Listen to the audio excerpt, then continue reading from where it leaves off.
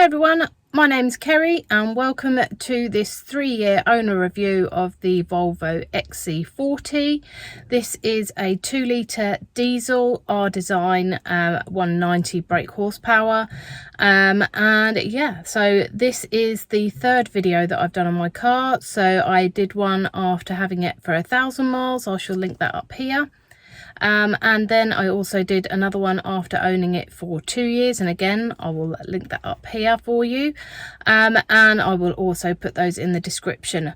So I'm now on my 3rd year of owning this vehicle, so I thought it would be good to do a quick review for you for anyone that is looking to purchase a second-hand XC40. So I will give you the rundown on my experiences over the last 3 years, and I hope you find it useful. So as I said, I bought this car 3 years ago. I paid, I think, 38,600 for it. It was brand new model at the time, so I ordered it literally within days of the XC40 being launched. So I know that it probably was a little bit of a high price point, but that's what you get when you buy a new car, and it took 7 months to deliver.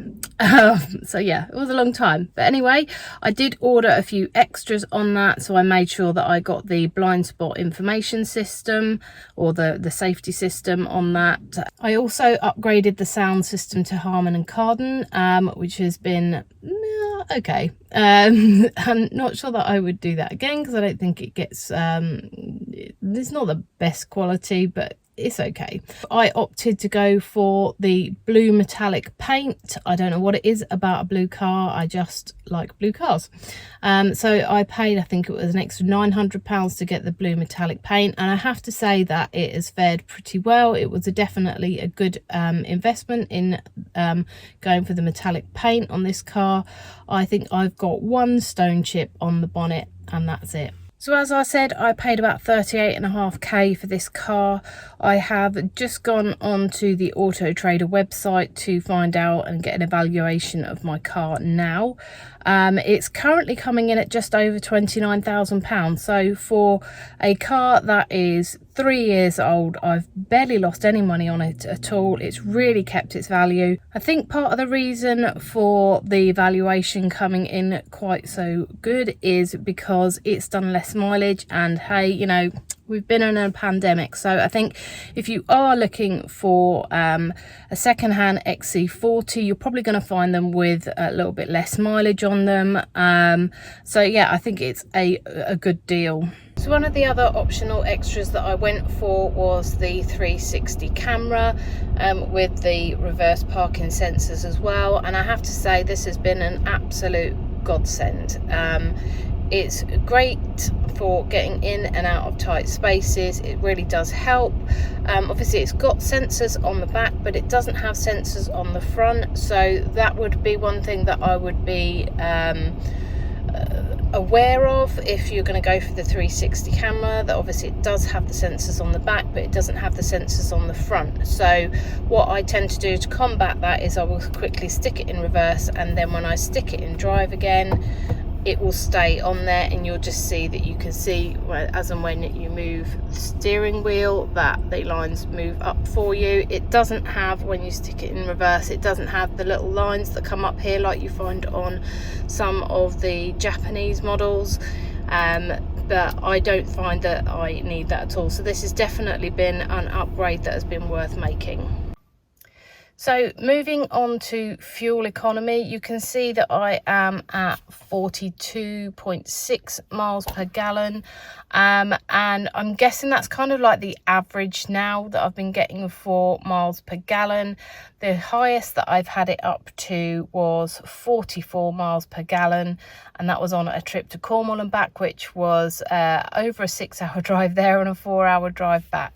So if you're expecting great miles per gallon, even on a diesel, I would not necessarily expect that. I get probably between 400 and 450 to a tank, depending on the driving that I'm doing. So in terms of the controls that you've got in the car, as you've seen on my previous videos, everything is pretty much controlled by this touch screen here. When it comes to controlling the temperature as you're going along, it's a bit tricky. You literally just have to press this, then select the control or the temperature that you want, and then close it. If you're then wanting to alter the fan speed and the direction of it, again, you need to change these here if you want it all three. So it's fairly self-explanatory. I think if you do want to have the air in your face, then make sure that you have the top one selected just here, because if you have the other ones selected, then it's going to be pretty pathetic, to be honest. It's not the best, even if you turn it up to max. I'm not going to do that now because it'll drown out my voice. So if you're going to be setting your climate control in the car, I would do that before you set off, because once you're going along, it's a bit of a pain in the arse, to be quite honest. So I think when it comes to setting the temperatures, although I do have dual control zones in here, it's better to set that off, and I think it probably would be better with a button rather than anything else. So in terms of the sat nav, it's pretty good sat nav. You can switch it to 3D, so it's going to show you the direction of travel that you're on. In terms of setting a destination, you've got obviously lots of different options on here. For me, it's just easiest if I just go in here, click to the address, and then put the postcode that I want to in here. And then just to back out of the menu again, you literally just press the button and it will take you back out. One of the things that I would say is it does update with the traffic, so if there are certain traffic conditions ahead, it will change your route for you, but I've always found this to take a much longer route and take you through a whole load of more traffic, where you may as well have been sat in the traffic that you were, unless obviously the road is closed ahead.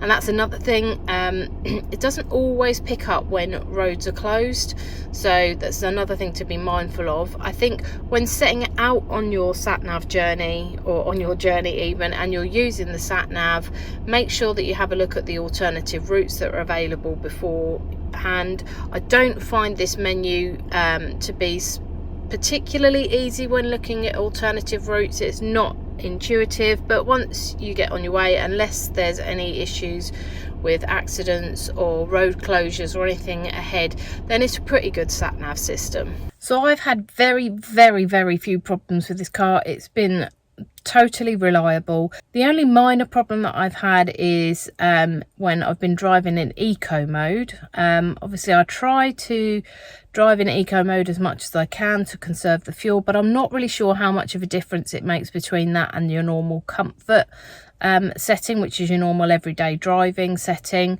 But yeah, the issue that I've had is if you need to kick down, so if you need to overtake something, or you need to get out of the way of something quickly and need to put your foot down, it's not always that responsive. Sometimes that kick down could be really quite lagging in this automatic.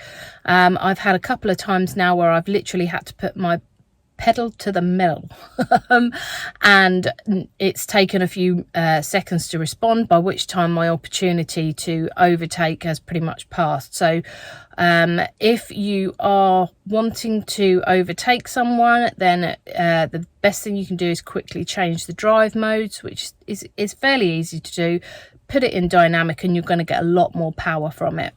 So if you're looking for a second-hand SUV, you really can't go that far wrong with an XC40. I have absolutely loved this car. It's been the best SUV that I've owned. I have owned a Range Rover Evoque before from new, but that was terrible, and I ended up sending it back after 3 months because I had so many issues with it. So yeah, for an XC40, you really can't go far wrong. A lot of them will probably have lower mileage because of the pandemic. It might mean at the moment you're probably paying a little bit more for it, because second-hand cars at the moment, prices of those are going through the roof because of the issues that we've got with parts on new cars. So lots of people are having to buy second-hand. So you might want to wait 2 or 3 months to see whether it comes down, but either way, it's definitely been the best SUV that I've ever had, and I would totally wholeheartedly recommend buying one. Now I will be selling this one unfortunately soon because I want to have an electric car.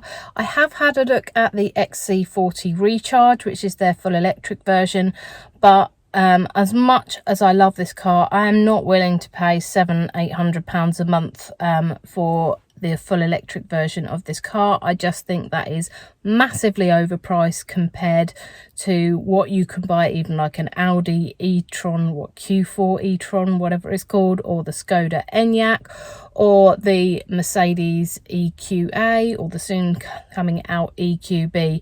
I think you can get a lot more value for money on those cars than you can on this one. I think this the XC40 Recharge is retailing around 50 to 60 grand, and I just don't think it's worth paying that.